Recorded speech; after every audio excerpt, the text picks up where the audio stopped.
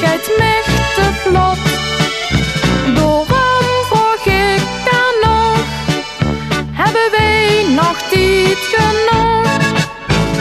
Let wie klein de uurtjes zien, als ik eens vragen mag. Is het al morgen vroeg misschien, of is het nog vandaag?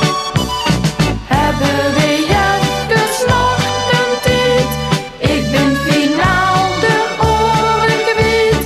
Werd er dan eens heen misschien, wie klein de uurtjes zien. De tijd van